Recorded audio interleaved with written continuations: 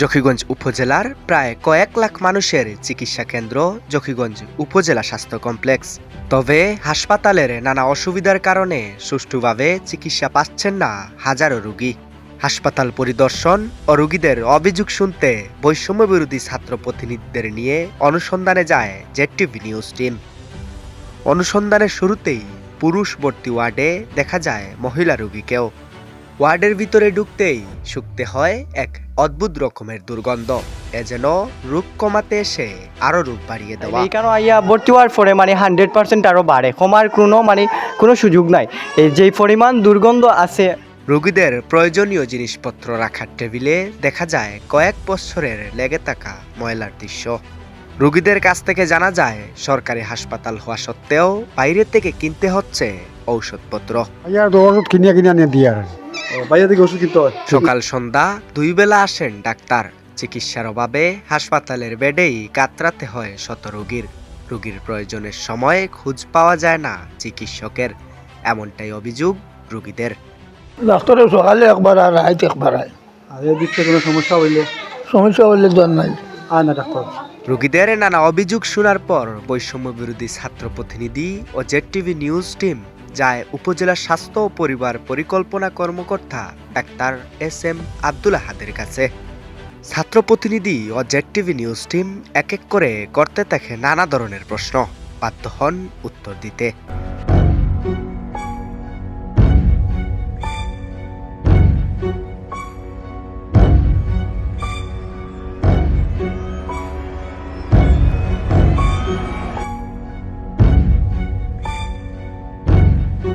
এখানে 20 জন চিকিৎসক থাকার কথা, সেই অনুসারে বর্তমানে কাগজে কলমে 8 জন চিকিৎসক দেখাচ্ছে।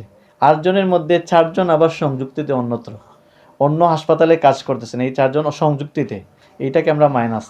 তার পরবর্তীতে আছেন আমি সহ 4 জন।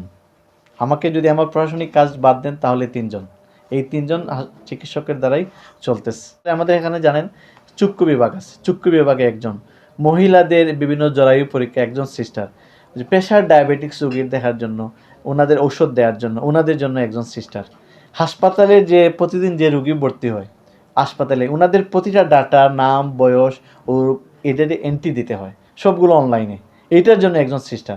বাকি যারা আছেন সবাই মিলে কোনোরকমভাবে কাজ করতে হয়। প্রতিদিন আপনি দেখেন 50-60 জন রোগী আছে, সবার একটা নির্ধারিত বালতি আছে। সবাই কিন্তু সমান সচেতন না। 50 জন যদি সচেতন থাকে, 50 জন সচেতন এরকম আপ টু মার্ক না। এই জন্য আমাদের নিজেদের কিছু দায়বদ্ধতা আছে। আমার যে খাবারের যে অবশিষ্টাংশ থাকবে, আমার আবর্জনার জায়গায় রাখতে হবে। আমি এখানে বিছানায় খাবো না। আমার রুগী, আমার টয়লেট হইলো যাই হোক, নোংরাগুলো আমি নির্দিষ্ট ডাস্টবিনে ফেলবো।